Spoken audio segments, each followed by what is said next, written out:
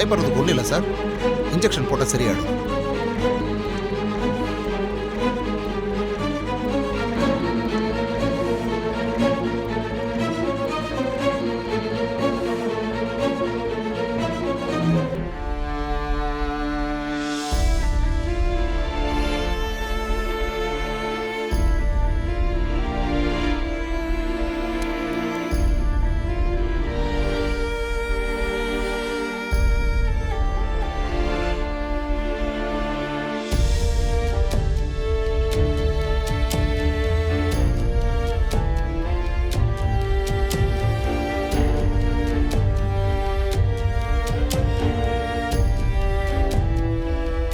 மகா,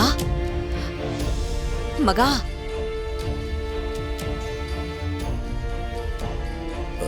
காவேரி, தூக்குமா. இப்போ உங்களுக்கு ஓகேவா? ஒன்றும் ப்ராப்ளம் இல்லையே? பரவாயில்ல. டாக்டர், மகாவுக்கு என்ன பிரச்சனை? ஏன் மயக்கமாயிட்டா? லோ பிபி ஆகி அந்த ப்ரெஷர்லாம் மயக்கமாயிட்டாங்க.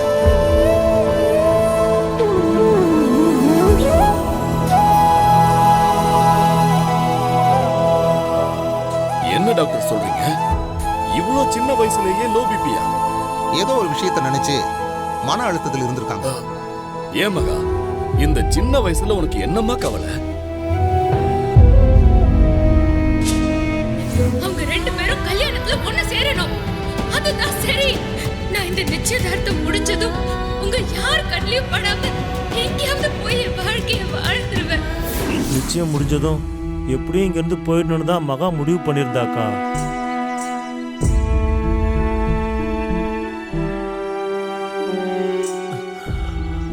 ஆனா மறுபடியும் விதி அவளை இந்த பூஜைக்காக இங்கேயே இருக்கிற மாதிரி ஆயிடுச்சுக்கா.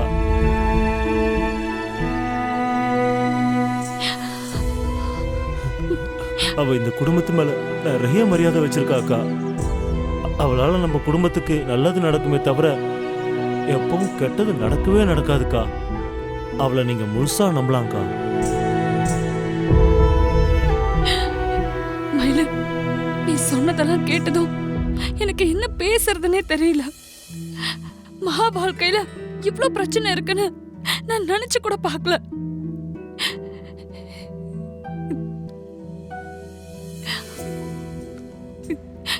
எதிரியாவே இருந்தா கூட எந்த ஒரு பொண்ணுக்கும் இவ்ளோ கஷ்டம் வரக்கூடாது.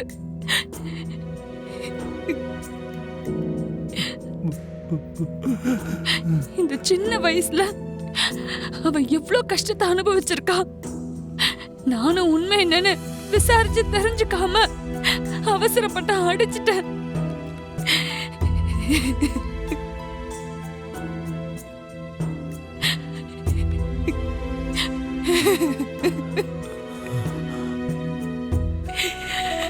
அக்கா பரவாயில்ல விடுங்க அக்கா.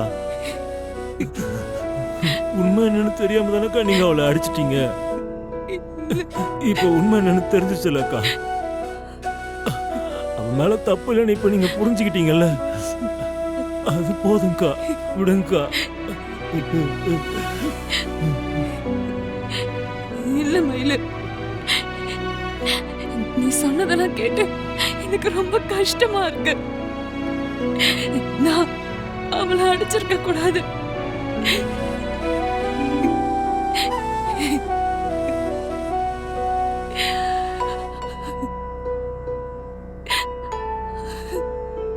மகா, அக்கா, என்ன மன்னிச்சிருங்க அக்கா. நான் இது அவர் வீடுன்னு தெரியாம தாங்க வந்தேன். உண்மை தெரிஞ்சதும் நான் இங்க இருந்து போகணும்னு நிறைய தடவை முயற்சி பண்ணி அது நடக்காம போயிடுச்சு. நான் யாருக்கும் துரோகம் பண்ணல. என் விதி என்ன இப்படி ஒரு இக்கட்ல கொண்டு வந்து நிறுத்தோன்னு நான் எதிர்பார்க்கல.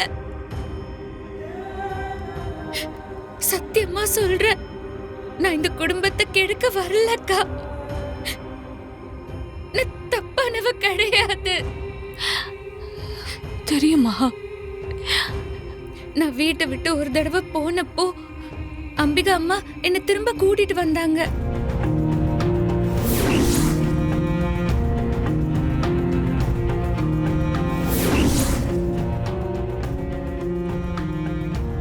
தடவை போனப்போ திவ்யா அக்கா பாத்துட்டாங்க. என்னால போகவே முடியல. இப்ப வரைக்கும் நான் இந்த வீட்ல இருக்கிற விஷயம் அவருக்கு தெரியாது. நிச்சயதார்த்தம் முடிஞ்சதும் போயிடணும்னு நினைச்சேன். ஆனா அதுக்குள்ள அவருக்கு இப்படி ஆனதால இந்த பூஜை முடியற வரைக்கும் இங்க இருக்கிற மாதிரி ஆயிடுச்சு. என்னடா அக்கா இப்படி பேசுறனேன்னு நினைக்காத. இந்த கல்யாண போட்டோவை பார்த்ததுனாலதான் மயிலுக்கும் எனக்கும் இந்த விஷயமே தெரிஞ்சது. இந்த போட்டோ இருக்கிற வரைக்கும் இதை யாராவது பாத்துருவாங்களோன்னு அந்த பயம் எனக்கு இருந்துகிட்டே இருக்கு. அதனால அந்த போட்டோவை கிழிச்சு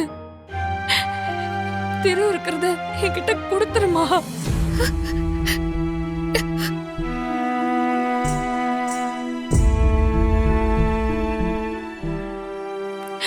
அதான் எல்லாருக்குமே நல்லது.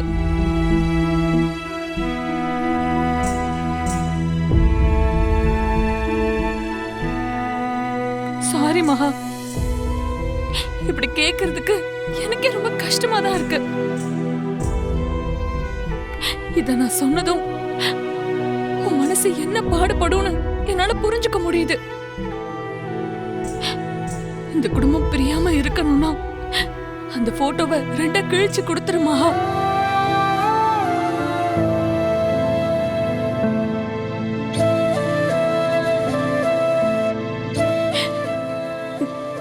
மனசாட்சியே இல்லாம பேசுற மாதிரி தான் இருக்கும். ஆனா சில விஷயம் இப்படிதான் நடந்தாகணும்.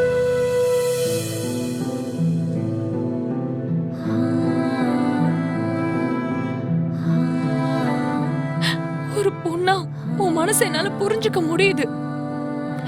ஆனா இந்த குடும்பத்துல ஒருத்தியா இப்படி சுயநலமா யோசிக்கிறத தவிர எனக்கு வேற வழியே தெரியல மகா. உனக்கு புரியும்னு நினைக்கிறேன். நான் இப்படி கேட்டதுக்காக என்ன மன்னிச்சிரு. ஐயோ அக்கா, ஏங்கா மன்னிப்பு அது இதுன்னு பெரிய வார்த்தையெல்லாம் சொல்றீங்க? நீங்க சொல்றது எனக்கு புரியுதுக்கா. இப்ப என்ன, உங்களுக்கு இந்த போட்டோவை நான் கிழிச்சு கொடுக்கணும். கொடுத்துறேன்க்கா.